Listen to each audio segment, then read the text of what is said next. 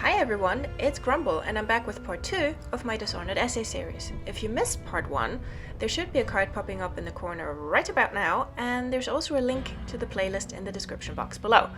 This time we're taking another deeper look at Daud's characterization, focusing on how he comes off in Death of the Outsider, the 2017 expansion, called Doto for short. To do that, there's two quick excursions I'll take you on. We're going to have a look at what makes Daud not only an anti-hero, but an amoral character in the Dishonored DLC, and I'm going to connect that part of his characterization to the game's chaos system. This, in the end, will serve as the bridge to part 3 of the series, which will focus on Billy Lurk and Doto's rejection of the low-high chaos mechanic. Curious? Let's get started! As before, all footage in this video has been captured by yours truly, and since I now own a gaming PC, none of the text will be in French, and there was much rejoicing.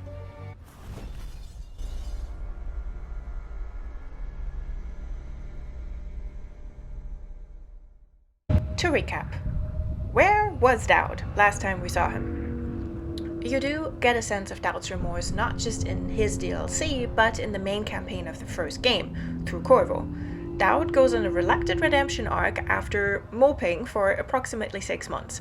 The Outsider dangles a juicy mystery in front of him to get him out of the house, and that's what does it. Daud doesn't set out to atone for Jessamine. He does seek to punish himself, somehow.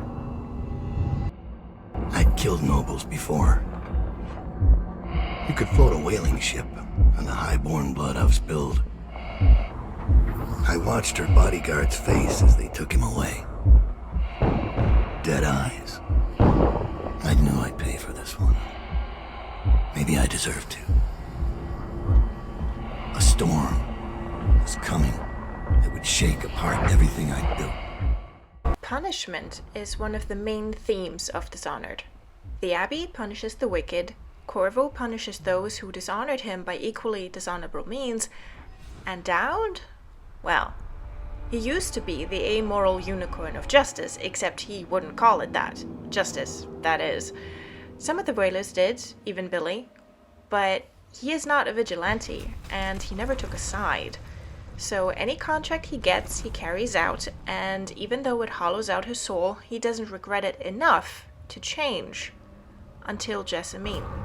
He realizes that he made the mistake of killing the one who was holding it all together, with kindness alongside power.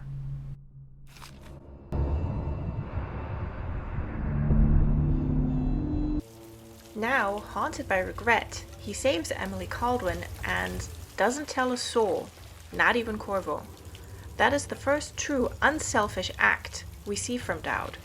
He vows to stop killing, and Corvo, incredibly, believes him. So how then did Death of the Outsider miss the opportunity to continue Daud's characterization as an anti-hero? Let's take a look.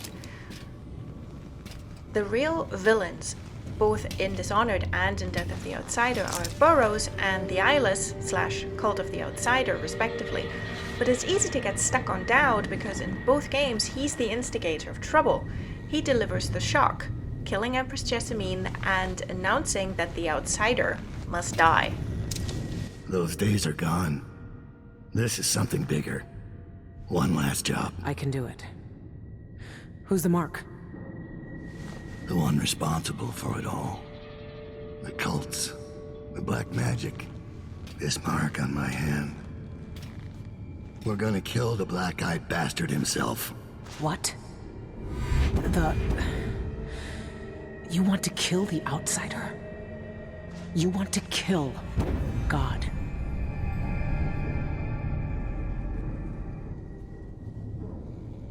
I finally find him, and the old man's got me jumping right back into this occult shit.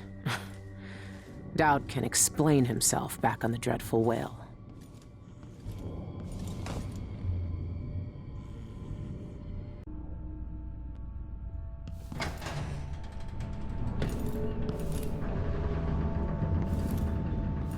I showed in the first part of the series that Daud knows that he helped perpetuate the corrupt system in Dishonored. He knows that feeling powerful only served him, and that his lifetime of killing amounted to nothing in the end, because the system was too vast to take on his own. Death of the Outsider reverses this character growth and attempts to take it to the opposite conclusion, and rather the opposite extreme, by having Dowd blame the Outsider for creating marked people in the first place. This frames the Outsider as the guilty party for not lifting them all from the muck, as Billy outright accuses him as well. You again. You know, I used to wonder if you'd speak to me. I almost wanted it. Every street kid, every desperate wretch pushed to the edge. They all wanted you to speak to them. Why didn't you? Whereas Dowd used to be unequivocal that the blame lies with those causing abject poverty for their own ends.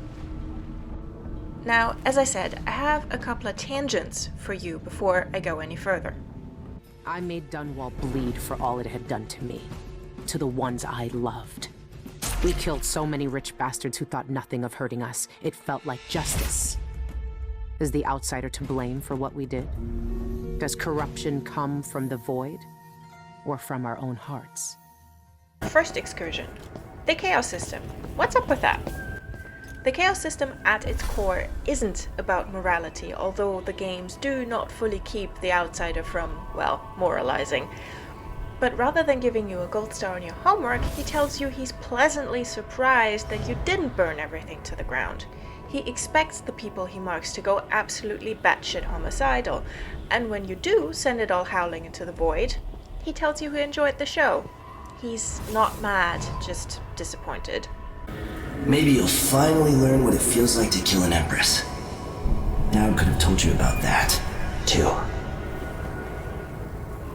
No, I never asked for your help, and I don't need it now. Another surprise. So be it. The Chaos System as a mechanic is a way of letting players make decisions based on game experience. As an in-universe concept, it hinges on the state of dystopia around you and the Outsider's amusement. I say amusement because it's only a good or bad ending if you, the player, pronounce it to be. Of course, we still call it the good and the bad endings, colloquially and in the meta, because that is what we are used to. Highly moralistic narratives that end in either paradise or hell. Dishonored, granted, has those endings, but they are each undercut by a skin of dread and glee. And arguably, all the game's various endings just lean hard into the drama.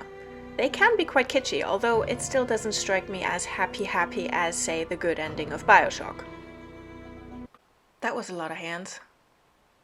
One of Death of the Outsider's biggest narrative breaks stems from the fact that Dowd's story and paradigm, and therefore his character arc as we knew it, is rooted within the Chaos System, whereas Billy's going forward is not. And it serves to highlight the weight of his actions looking back, especially since, while it may be the Outsider narrating his ending, it is Corvo who acts as judge, jury, and executioner. In the low chaos ending, Dowd lays down his blade on Jessamine's tomb, confirming that he keeps his word. In high chaos, Dowd is punished with death. It's a punishment he invited. He understands the system, he works within it, and self-loathing is pretty much his whole deal.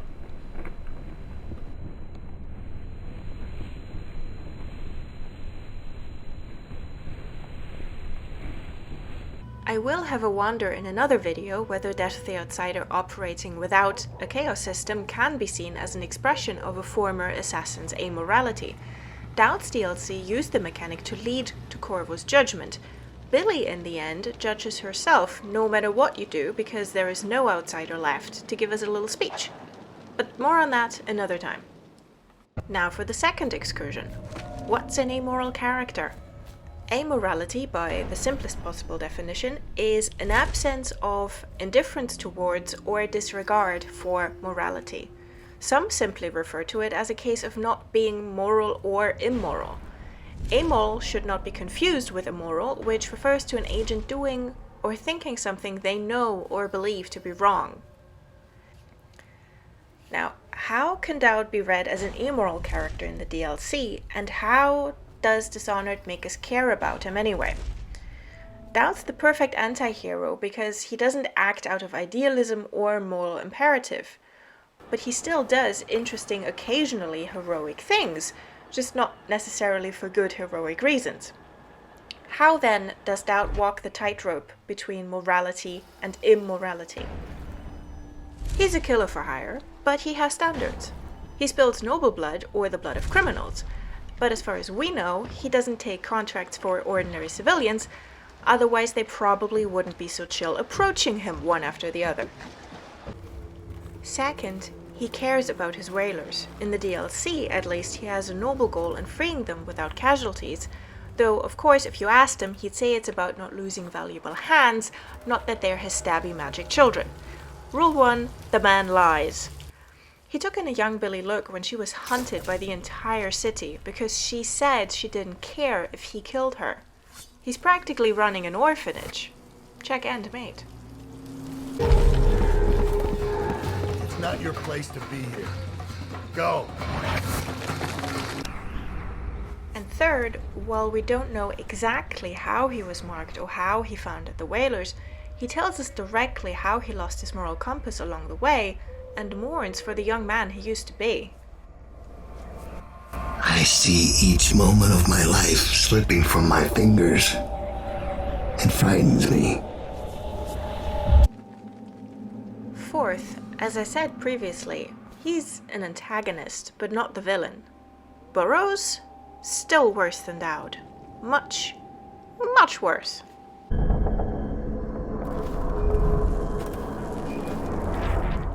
Fifth, Dowd has the worst, dry, sarcastic sense of humor in the face of suffering.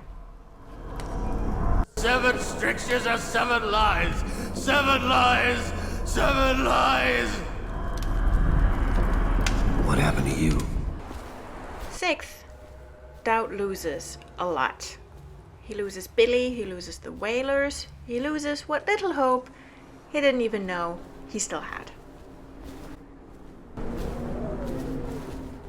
And last but not least, his biggest mistake is having killed Jessamine. He failed, he fucked up. That's on the list too. That's the whole point. He's an amoral shithead who has a degree in making bad decisions. But at least he's consistent. As we previously established, an anti-hero is someone who does good things for bad reasons. Here comes the next step. An amoral character may be someone who does bad things for good reasons. A contradiction in terms? Au contraire. In Dowd, good things for bad reasons is saving Emily more or less accidentally because really all he wanted was to get Delilah out of the way. But in terms of bad things for good reasons, it's how he dispatches people who prey on innocents by beating them at their own game. See also Rothwild and Timsh. Amoral and anti-hero are not mutually exclusive. It merely means that a character is more complex and layered, and quite frequently a bastard, provided you pissed him off.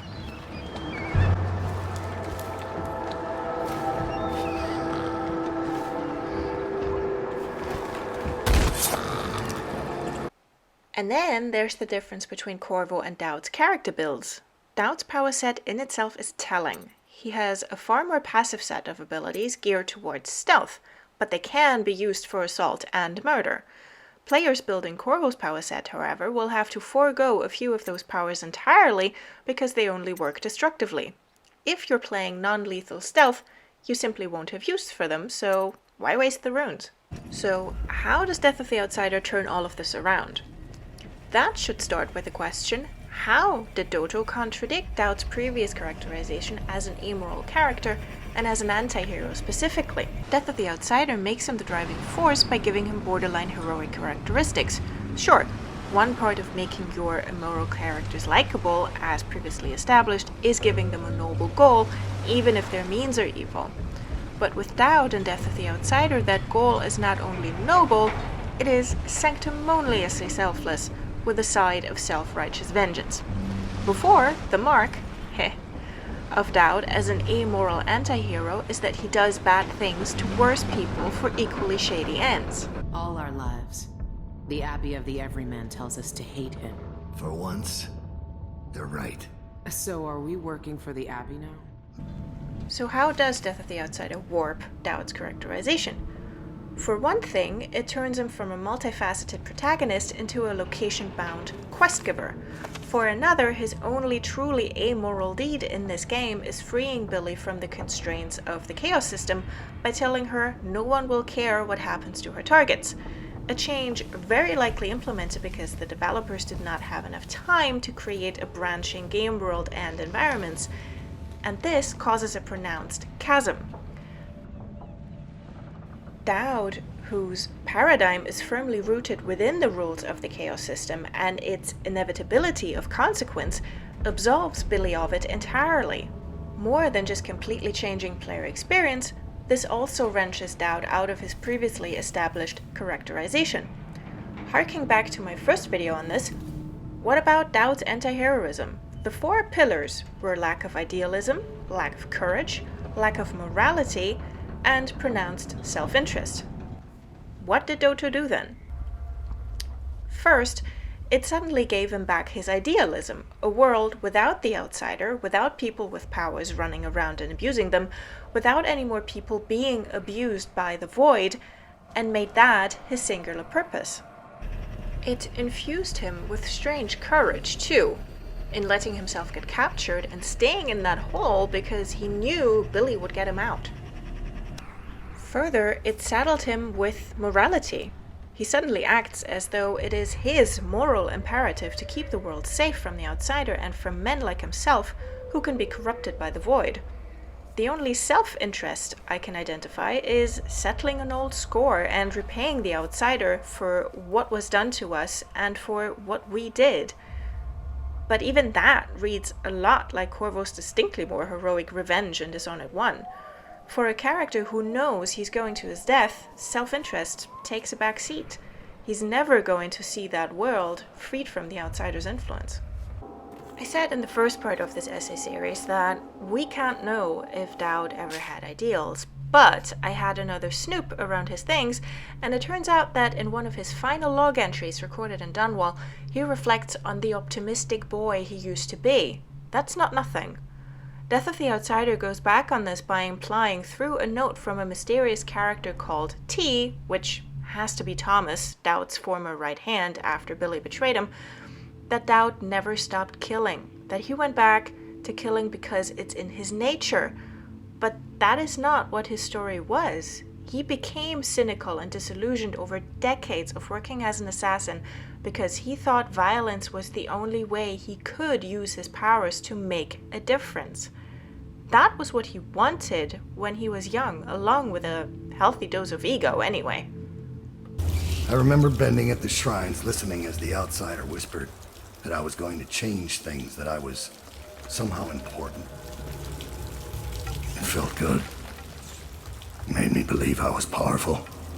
What disillusioned him was realizing that a one-man army, and even the Whalers at their apex, were not enough to turn the tide as he bears the crushing weight of a dying city on his back. The Heart has this to say about him. His hands do violence, but there is a different dream in his heart. Does that sound like a man for whom killing is the only thing he knows? Dowd's redemption arc was about clawing back what humanity he had left, about swearing off the killer he'd become, and about accepting that all those choices he made were his own. You can blame the outsider for whispering in his ear about power if you want, but the outsider's words are always a double-edged sword. He expects the worst of you, but hopes for something better. It's up to whoever receives his gifts to resist the temptation of forcing their will on the world. Corvo did resist the siren call, and Dowd explicitly remarks on that when he pleads for his life. Now I want nothing but to leave this city and fade from the memory of those who reside here. I've had enough killing. The men you worked for asked you to kill for them, but you found some other way. You took a path I could have followed, but did not. Corvo lets Dowd live, and we know from the DLC that confronting Dowd is the canonical choice, because Dowd is the only one of his targets to express remorse. He asks for his life, but in the same breath accepts Corvo's judgment, whichever it turns out to be. He knows Corvo's the better man, and he knows he deserves whatever he's got coming to him. That is why Corvo relents and walks away. Billy comments in Death of the Outsider that Daud taught them all more than just killing. He kept on the kids for whom the arcane bond did not take. They couldn't use black magic, but he taught them valuable skills anyway.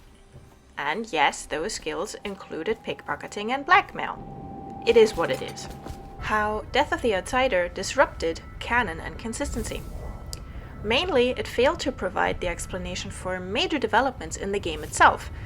Instead, Daud's justification and backstory for the past 15 years was not even included in notes or journal entries, but was quite simply missing.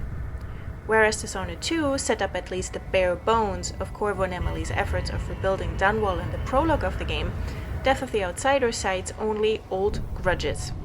Tie-in novel The Return of Daud gives a rushed explanation for Daud's new mission to recover the twin-bladed knife, but his original character arc goes completely unacknowledged.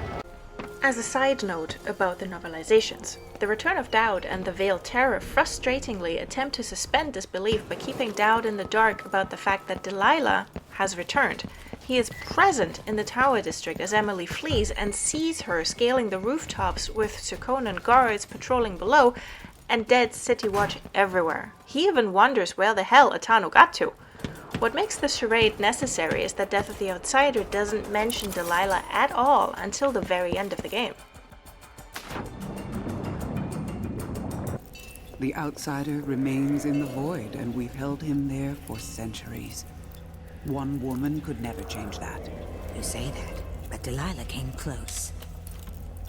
And finally, in the Ritual Hold, at the end of all things, players have to persuade Daud to help Billy free the Outsider because he claims that, if unchecked, the Outsider will simply create more people like Daud.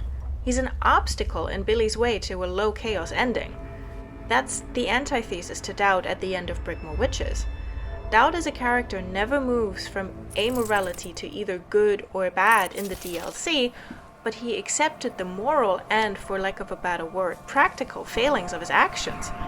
He accepted that he made those choices, and that there always is a choice. In Death of the Outsider, he suddenly claims it's out of his hands.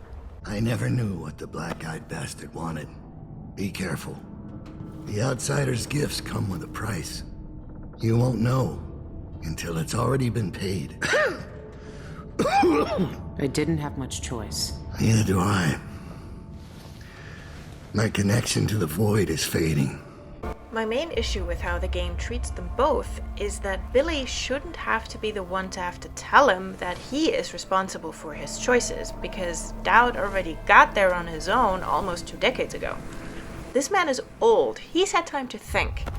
Daud accepting regret and responsibility for his actions, and him still hating the Outsider for plucking individual people up to give them immense supernatural abilities, ostensibly for his own amusement, isn't mutually exclusive or contradictory, which is why this grudge is a very poor and singularly thin justification given by the game. For the conclusion, honestly, if you check AO3, there's a million ways Daud could have been brought on board for Dishonored 2, or how his role in Death of the Outsider could have played out. Making him dying quest giver was not how any of us imagined this going, I think. There should have been an explanation coming from Daud himself for why he's suddenly abdicating the responsibility he'd previously accepted, claiming that Daud never stopped killing to hand-wave his 180 about literally everything else is not enough to bridge 15 years. More importantly, that was the one thing he promised Corvo. It was how he negotiated his survival. Having Death of the Outsider go back on that and having Daud go back on his word was, from a perspective of characterization, a glaring lapse in judgment for a man who, for all his faults, regrets, and knowing there's red in his ledger, is still a proud man. His word, as given to Corvo, used to mean something, and Doto took that away. At the heart of Daud's character journey was that he'd come up against a machinery of corruption that he was, for all his power, not strong enough to stop. That corruption was what he was angry at, It makes no sense for Dao to shift blame onto the outsider for all of his faults. It doesn't make sense for Dao to lose sight of the real villains and of his own part in Dunwall's history. He chose violence to make a difference and only realized too late that he'd chosen wrong. For better or for worse, he owned that choice.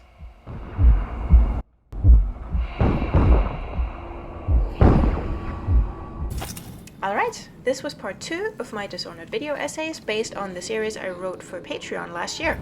There's a link in the description below if you'd like to read them. They also contain a deeper look at the moral alignments of several other main characters of the games, including Corvo, Emily, and Delilah. In part 3, I will be looking at Billy's characterization in Death of the Outsider, as well as taking a look at what it means for the game to remove itself from the Chaos system. If you enjoyed this episode, please give it a like, leave a comment, and subscribe to the channel if you haven't already. There's loads more for you to watch, mainly my Deathloop Let's Plays and chill couch streams. If you'd like to throw a buck into my tip jar, you could do so at ko-fi.com/grumble, all linked in the description below. Thank you so much for watching, and have a lovely day.